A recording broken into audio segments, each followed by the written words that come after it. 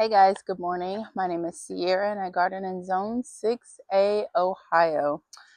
And today we are doing some harvesting. I've got some herbs that I want to grab and dry, some flowers I want to grab and dry, and we will collect some chicken eggs and quail eggs.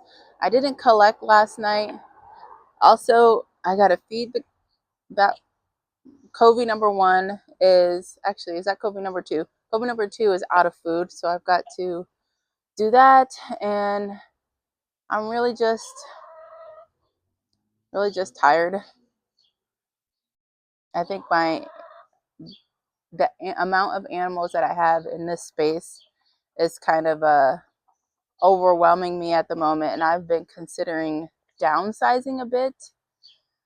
Downsizing at least one of my quail coveys. I have two going right now. One has 7 quail and one has 6 quail.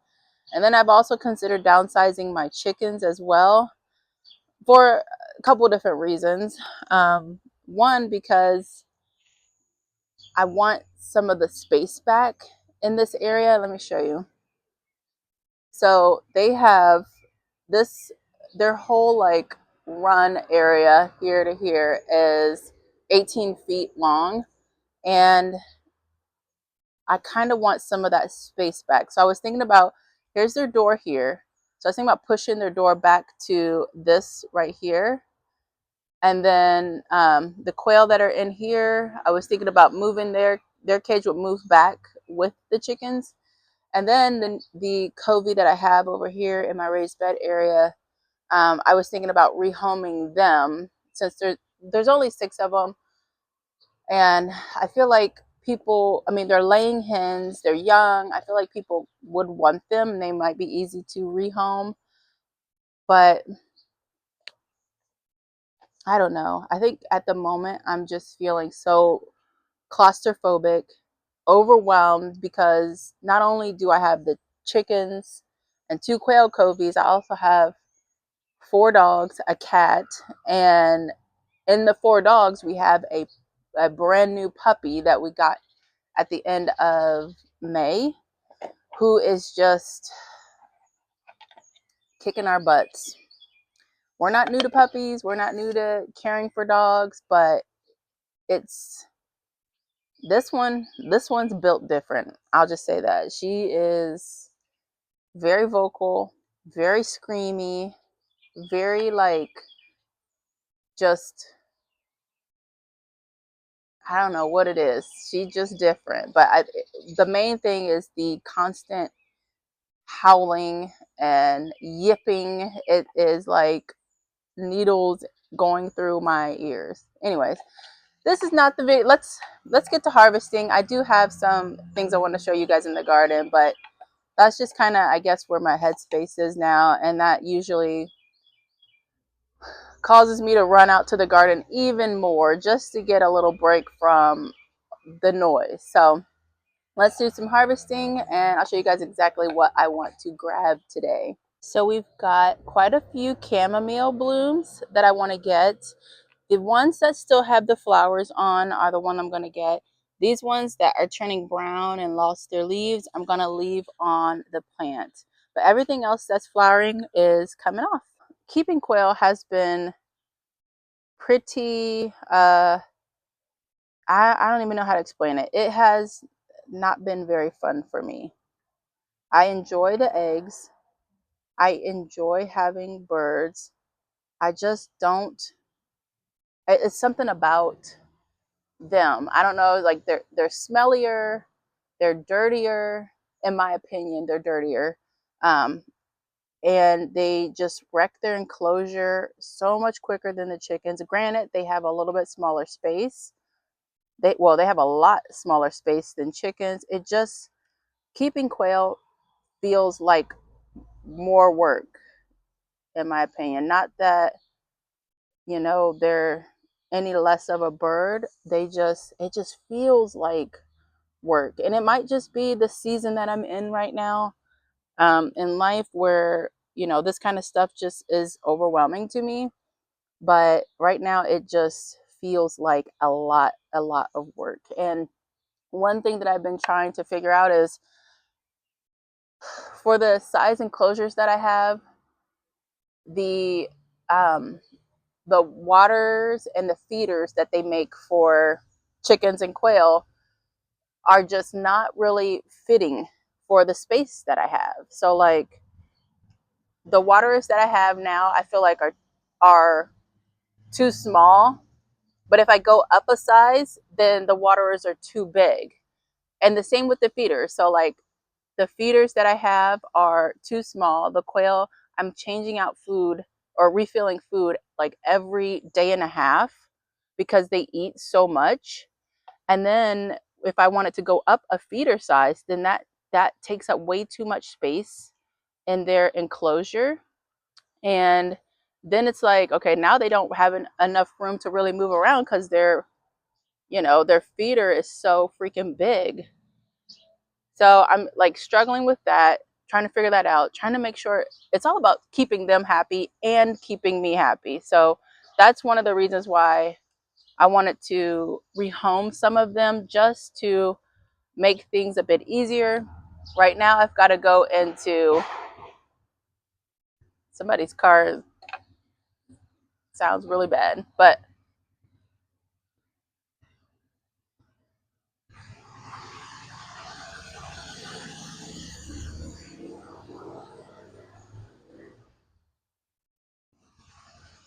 right now I've got quail in the chicken run, and then I've got quail over here. So it's like it feels like this back and forth thing. Whereas the chickens are really easy. The way I have them set up is, you know, it makes them very easy to take care of. So their food goes in through the back, and I change that out like every 3 to 4 days. That's usually when they're out of food. And then their water is a big water. It's in the run, and I don't have to refill that but once a week. So it's like it was easier to keep them fed, watered, and cared for. Whereas the quail need a lot more like attention, I guess. So it's been a lot. I do like quail. I love the quail eggs, but just maintaining this has been a little bit much for me as of late. Look at our chamomile blooms. So beautiful. This is a very nice harvest. I do see a couple more blooms over here that I'm going to grab. So let me get those real quick.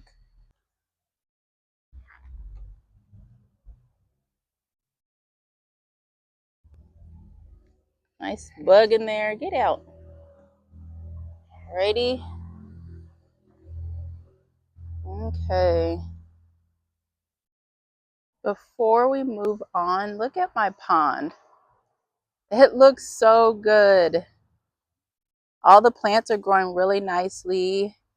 I've got an elephant ear in there, Prince Tut grass, and I can see one of my goldfish.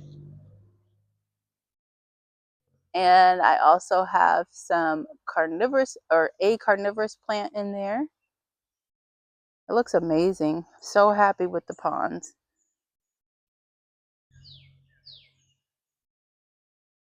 If you remember, I'll tag the video when we added soil to this. I used the Stay Green soil, I think it's what it's called, that I got on clearance from Lowe's. Actually, it wasn't on clearance, it was on sale. So I got that soil, loaded it up in here, and then I added compost in it as well, and planted all my plants in here. And I thought, okay, everything's going good, looking great. And then things just kind of stopped growing. It was so weird. It was like everything was so stagnant. So whereas, the same plants in other garden beds were doing really well, and then the plants in this bed just weren't doing well at all. So I was like, what is going on? Like, I'm watering it and I'm trying to do my best. I'm fertilizing it, and I'm like, the plants just look stunted. So here's what I figured out. And I should have known this, because every time that I water, I water the top of the soil, water it for a really long time, and then, I'm just like, just so like baffled, you know. So then I go and I get one of my hand rakes, you know, out of the garage, and I'm like, let me just pull back this soil, see if I can see if it what's going on down here. So y'all, when I pulled the soil back, it literally was so bone dry under that top layer of soil. It had gotten so compacted at the top, water wasn't even going through.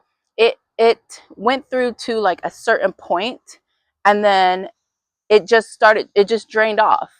So like it would go down a little bit and then it would go out of the bed. And I was just like, oh my gosh, no wonder my plants are suffering. So when I just watered not too long ago, or yesterday or the day before, and I was like, okay, I'm saturating this whole entire bed. And so what I would do is I would move the soil around, water it down, and then just kind of pull the soil back from all the plants and water all the way down through the soil. They look so much better today. They're doing a whole lot better. And I just, I feel really bad because I have been wondering what's going on with the plants, and I've been trying so hard watering and fertilizing, and apparently I wasn't doing well enough because I didn't even realize, like it didn't cross my mind that um you know, the soil would become, I don't know if it's anaerobic or if it was just compacted. So I have been digging around every time I water. I'm digging through, making sure the water is going down. Also was using a uh, like a bamboo pole and just like aerating the soil, aerating, popping holes all the way down to the bottom so that when water does flow through, you know, when it waters, it will flow through the soil.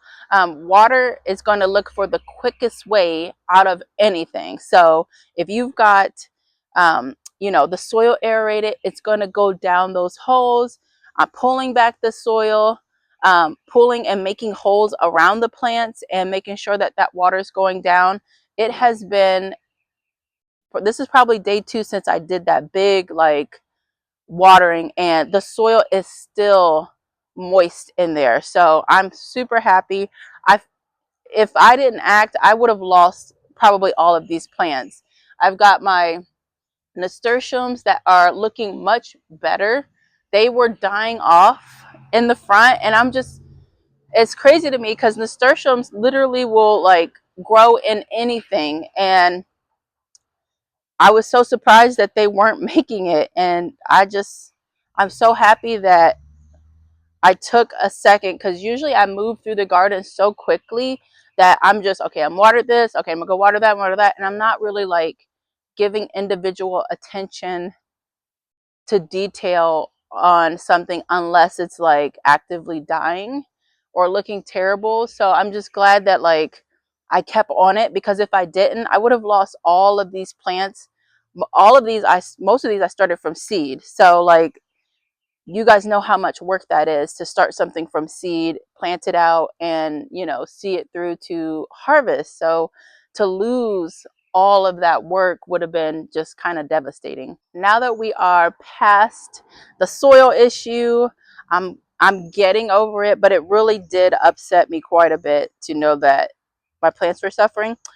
But I'm harvesting right now from this plant here. It's a kitchen minis pepper. So the peppers are small and they are very spicy. If you like spice, these guys are super good. And you can actually, I don't know if you can shop from the Kitchen Minis website, but you definitely can find Kitchen Mini seeds through different retailers. I bought Kitchen Mini seeds, and this plant was given to me, but the peppers that I have here are Kitchen Mini peppers that I started from seed, which is one of the reasons why I was so upset, because like you don't get a whole bunch of seeds. So if I haven't even gotten any peppers from these, that's like a loss of seeds for the next season. So, and then I would have to buy another, you know, more packs of the Kitchen Mini pepper seeds. And I want to save as much as possible from my plants. So it was just, I'm just so glad. I'm so thankful that I just calmed down and took a second, because I can be very like hyper in the garden, running around, doing a million things, not paying attention. And I'm just glad that I took a second to just actually figure out what is going on instead of just dumping more water on top that's just going to leach out. So yeah, look how pretty this is. Chamomile and little hot chilies. All right, so let's move on. I know there is a calendula flower over here that we need to get. One little flower right here. We're gonna go ahead and take that. Let's see, is there more? My poppies are blooming. They look amazing. My cleome's blooming. So many pollinators over here. Let's take a look at this space. We've got cone flowers blooming. Look at this pretty one right here. See that? Gorgeous. Poppies everywhere. All different colors. Cleome there. There's a white cleome here. Sorry, there. Beautiful. I had to cut out a bunch of these plants. I can't remember. It's like balsam something. I planted them last year and they reseeded themselves like obnoxiously crazily. So they're popping up everywhere, seedlings everywhere. But they literally were in this bed like all front here, like so tall. So I pulled them out. There's more coming up. And then I have a bunch of seedlings down there that are popping up that I need to grab. Oh, look at my little celosia. So cute. You see that? That is so cute. Beautiful. What's this? Look at that leaf. That's beautiful. What is that? Did I plant that? I got a tomato in here that's just, I need to stake it up. That tomato self-seeded from last year.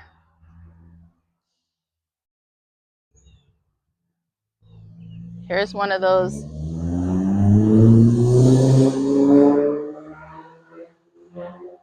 balsam plants. I got to get in here and do some good weeding. But there's so many beautiful flowers in here. My yarrow's up. I tried to stake it very poorly. So I need to, I actually am just going to like dry some flowers and then cut this plant to the ground because it's too top heavy.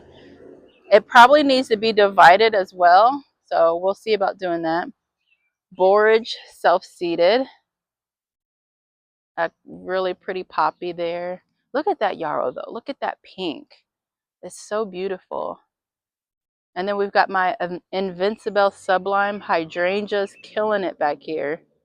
They're looking so good. This corner's looking pretty good too. Got a banana back there that I grabbed on clearance. It's beautiful. And then you've got my oak leaf hydrangeas. They look so good. I'm very, very pleased. So pretty. Yeah, I need to cut some flower stalks, spent flowers back. There's a lot of work that needs to be done in the cut flower space, but it's looking pretty good. Pepper, what are you doing? What are you doing? She's always eating leaves. Like she eats, oh, is that rabbit poop?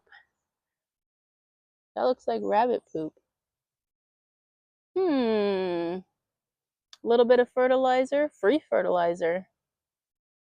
You know, rabbit poop is like a compost that you don't have to compost down. It's like ready to go into beds.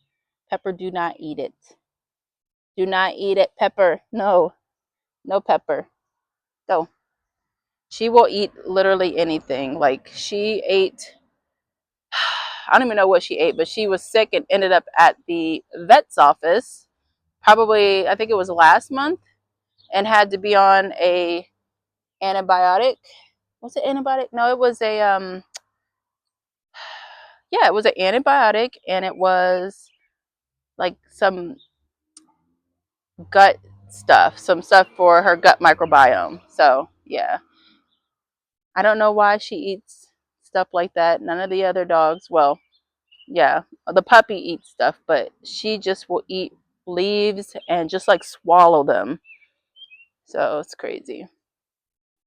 We've got our berry bed here, and I have personally seen a rabbit uh, in my garden. So I know that they've been in this bed eating stuff, even through the netting.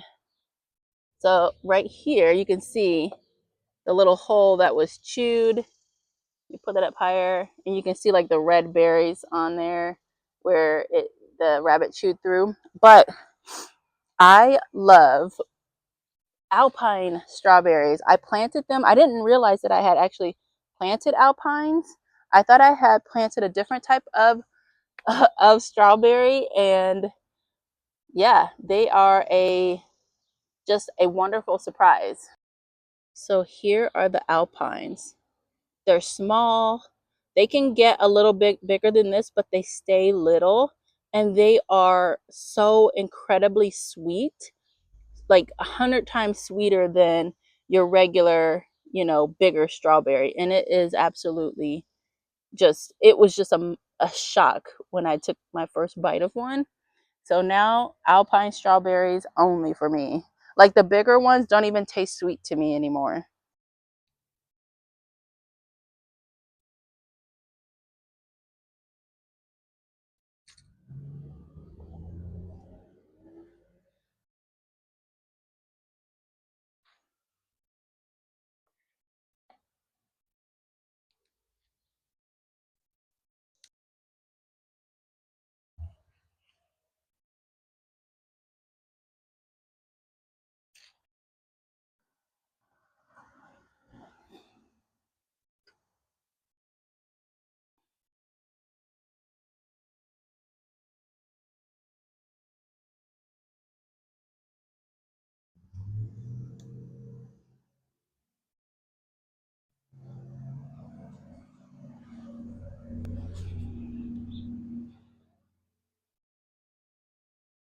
Hi, baby girl. Hi, baby girl. What, you want something? She always wants something to eat. Look at the shape of these peppers. Aren't they cool?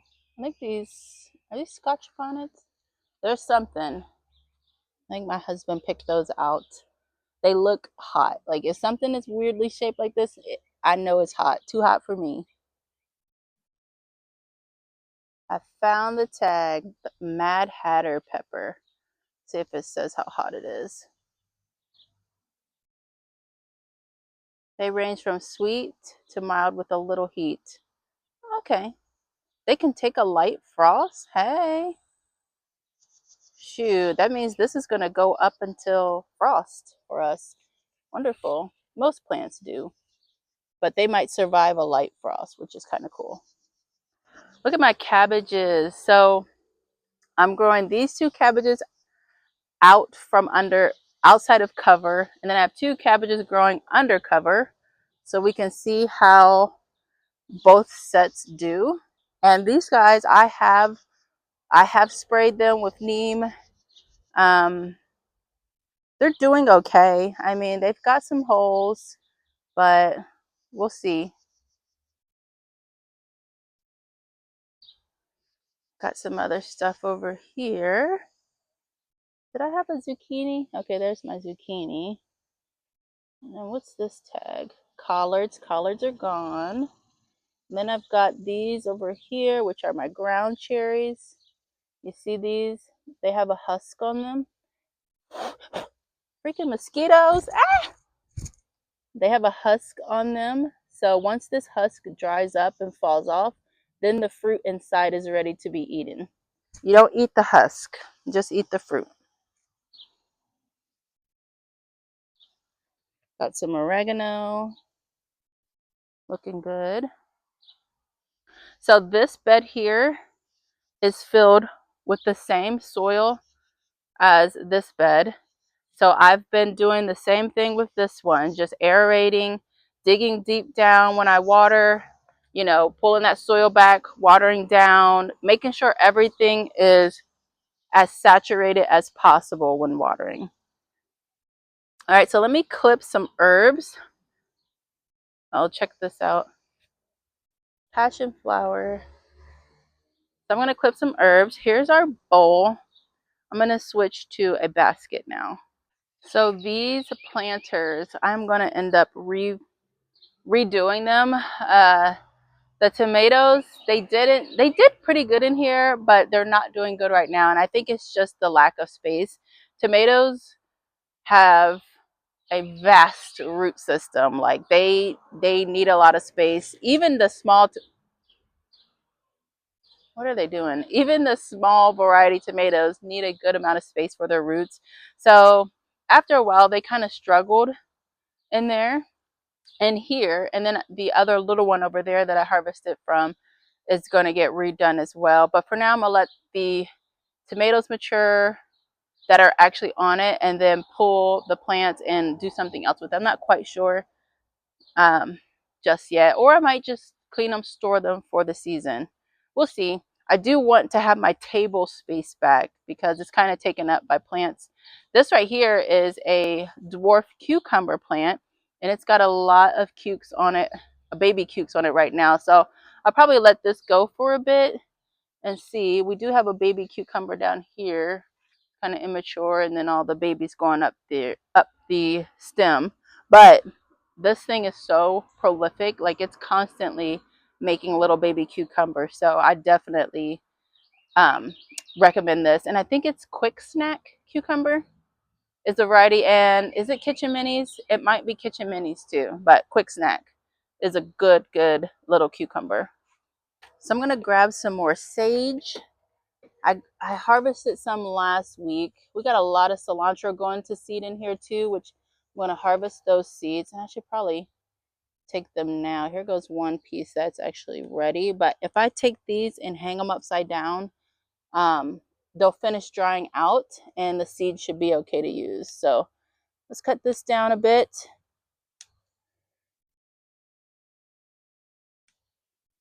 That. I try to harvest and dry my herbs at least once a week. Just to keep the size down and to, you know what, I'm going to go ahead and take the cilantro out because it's really making things difficult to get to and see. So let's cut it,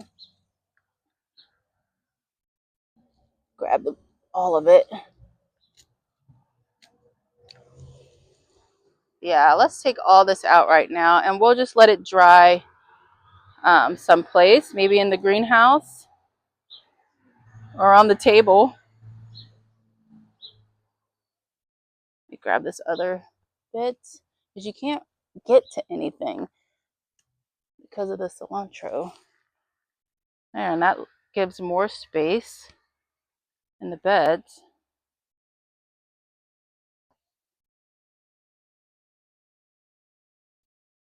It's so awkward right here. My legs are all askew.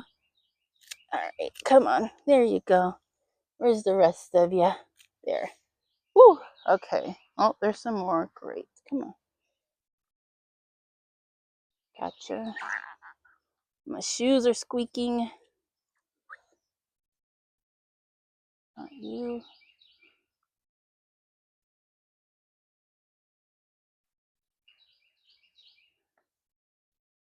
All right, so I'm gonna go put this in the house real quick and I'll be right back.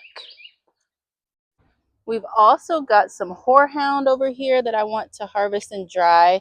I think people use that for like cough syrups and things. Let me see.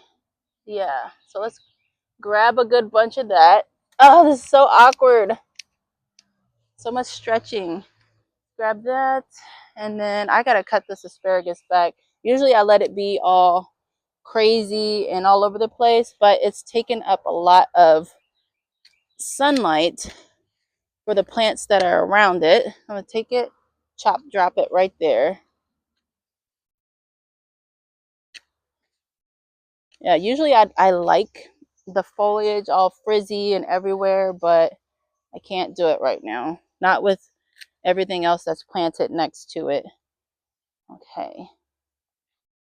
This. Okay, so that's oregano.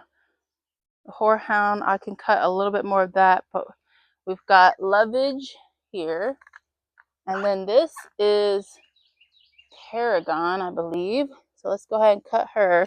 I've got so much tarragon in this garden, and we don't even use tarragon very much, but I've got a whole bunch of it dried. Check out my fuzzy sage. Look how beautiful this is. This is sorrel, and it's edible. The younger leaves are the best flavor. Ugh, I cannot speak. The best tasting, and then the older leaves are fine too, but it's a lot more flavorful if you get them young. Cook them. You can saute them, put them in salads. But look at this. So fuzzy, so soft. Look at the back. My gosh, it's beautiful. I love fuzzy plants. This is sage. Here's my raspberry. I don't know if you guys know this, but you can take raspberry leaves, strawberry leaves, and make tea with them. They're very good for you. All right, so let's move to the back because I know I have some herbs back there I need to cut. Here's my tower garden. And I think the only thing, oh, look, we got some strawberries. Hi, they're kind of deformed. I'll leave them right there. Here's more tarragon. I've been cutting on that a lot. I'll leave it for now, but let's see if there's anything else that needs a cut. We've got more sorrel in here. This leaf actually looks like it died, that branch, so we'll just take that off. Got lemon balm. Lemon balm is great for tea. What is on me? Spider. So I'll give this a cut. Got dill in here, chamomile.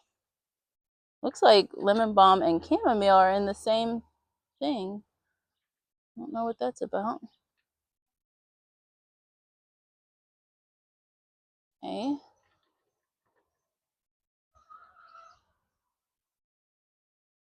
All right, I think that's it for this garden tower. Got some mint here that can be cut. Just cut it last week, but I like keeping the mint cut down. Keeps it from taking over. Go.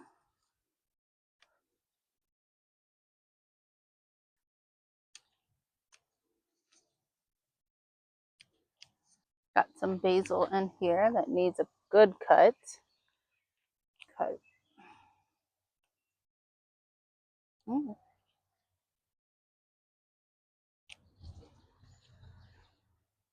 Very nice leaves. I think this is Thai basil, is it? Oh, cinnamon basil.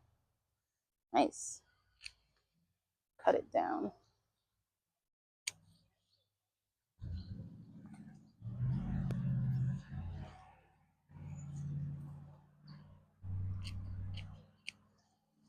There we go. These raised beds are doing really good. I've got sunflowers planted here at the back end. And then we've got peppers and herbs throughout, some squash. And then on the trellis, we have bitter melon, tomato, and then I think there's a couple peppers right next to it.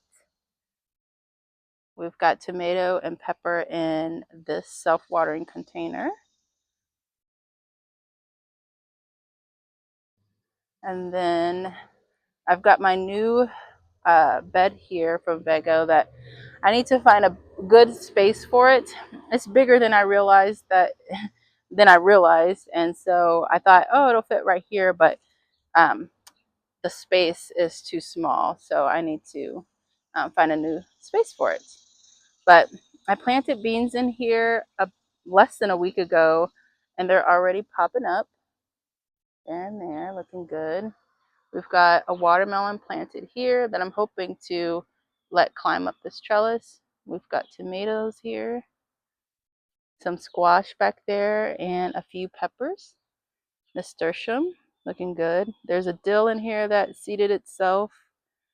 And other than that, the bed's looking really good. Let's turn this way so you can see this view. The nasturtiums are doing what they do best, taking over and looking amazing.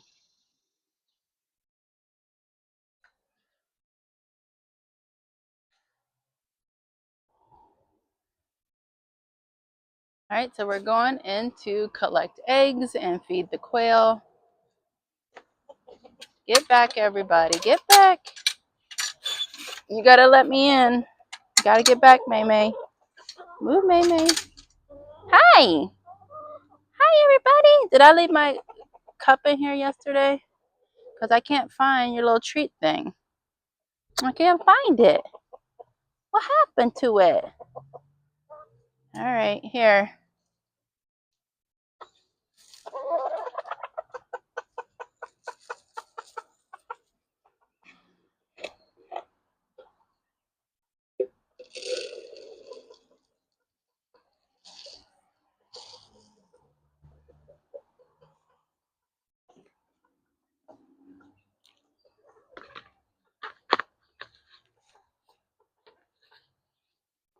It's like stuff is touching me. Ugh.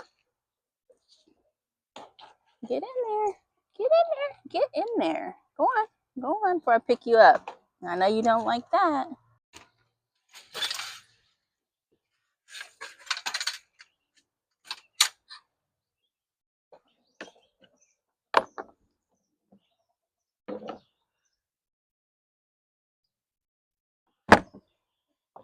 One egg.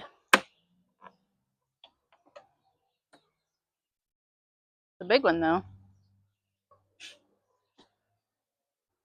All right, now we need to collect from the other covey, but we've got 1, 2, 3, 4, 5, 6, 7, 8, 9 eggs so far.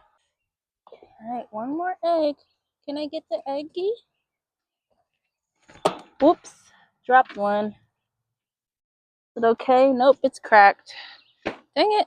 Dropped one and cracked it. So we got 14 eggs, but I dropped one. Not 14 eggs out of there. We've got 5 eggs from that covey, but I dropped one.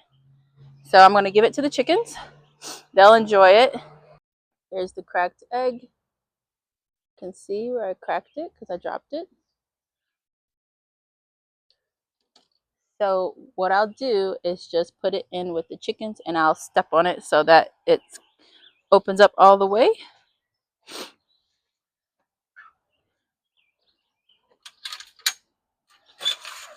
Hi, buddy. What? I try to hide the egg. Like, I don't want them to see me, like, dropping on the ground because I don't want them to think eggs are, like, you know, like they should go and peck eggs. But, ooh. Margie. They love eggs. That's why they're all fighting over it. Margie took it. Margie, you got it still? Guess Margie loves eggs the most. Poor quail watching them eat, watching the chickens eat their egg. Aww. So I mentioned rehoming some of my chickens. I still kind of want to do that because I want to make this space a little smaller. I think if I do that, it's only fair to, you know, have less chickens. Right now I have, how many, you guys? 3, 4, 5, 6, 7, 8. I have 8 chickens. So I was thinking about rehoming 2 to 3 of them, just because the space is smaller. I don't want them to feel overcrowded, and I don't want the space that they would have left to be extra nasty just because their waste isn't spread out as far as it is in here. So I don't know. It would be, I already know which 3 I would, or 2 or 3 I would rehome, and it would be the salmon faverolles. I love salmon faverolles. They have so much personality, but they I don't know. It's just when it crossed my mind, I thought of them first. Now, my little chickens, like my uh, Sarama, my Silky, and my Roo, I definitely want to keep them. I like smaller things. I like small chickens. And then I would keep probably my best egg layers that I have. So the salmons are pretty good egg layers, but I definitely get an egg from, where's Margie? Margie, she lays a real big brown egg. And then Reese, she lays a blue egg. So I would like to keep that. And then, the small ones, like they're barely laying. Like Poof, she's always broody. She's always wants to hatch. May May down here always wants to be broody, never wants to lay any eggs. And then my rooster, Toasty, I would like to keep him in case I want to hatch eggs from Poofy here, if she ever lay any. But right now, I'm just kind of feeling like I want to take back space in my garden from this, and I want to unload some of my chickens just to make things easier. That's all what it really is streamlining things, making it easier, and just, I don't know, taking off the mental load a bit. I can always get more chickens. We are in the process of looking for a farm, and so like that is in consideration too. It's like I just keep all the birds that I have, and just wait out until we can find something, which has been pretty difficult because in the price range we're looking at, there really isn't much out here where I live. We're kind of priced out of the area, unfortunately, and we like this area. We've been here about 6 years now, and we like it here, but we can't afford to buy here again, not in this market. So we're looking to see if we can find like that diamond in the rough, with a couple acres, house needs work, that kind of thing.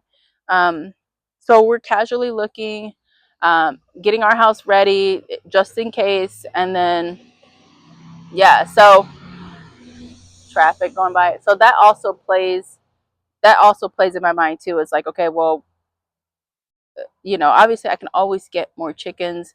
I like the chickens that I have, but my mental health and comes way before animals, unfortunately, especially my chickens. My dogs and cats, that's another story. They're different, but definitely got to unload some things and rearrange some things and get back to feeling like stuff is easier. So, yeah, that's all I'm going to say about that for now, but definitely let you guys know. Oh my gosh. Seriously, that's where the mosquitoes are coming from. I just found mosquitoes. They're in their water. Watch when she drinks. See the mosquitoes moving around? That is freaking gross. Okay, maybe I need to dump their water much sooner than usual. Because I put mosquito dunks in my ponds, but I never thought to put mosquito dunks in the water because they're constantly drinking it. But yeah, I'm going to go ahead and dump that. That's disgusting. Guys, I got to dump this. Let's see if it's up here though. Okay, so there's none in here, but there definitely are mosquitoes down in this. So let's go ahead and dump the water that's in there. Let's see. I don't know if a mosquito dunk in their water would be okay.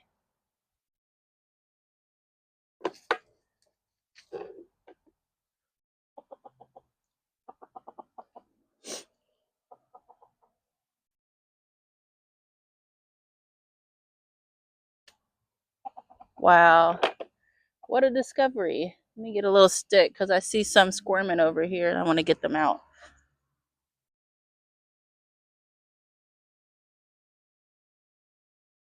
That's crazy. Never even crossed my mind.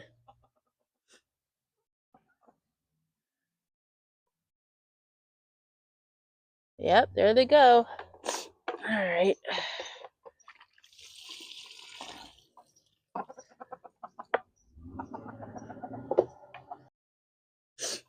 I gotta look and see if it's okay to put a mosquito dunk in their water.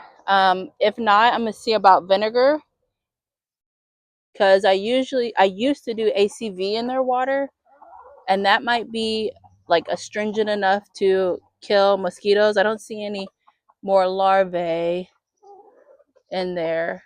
That's crazy. Wow, what a discovery. Thank you, Poof, because you directed me to that. Oh, sorry, babies. I didn't know. All right, let's get out of here because it stinks.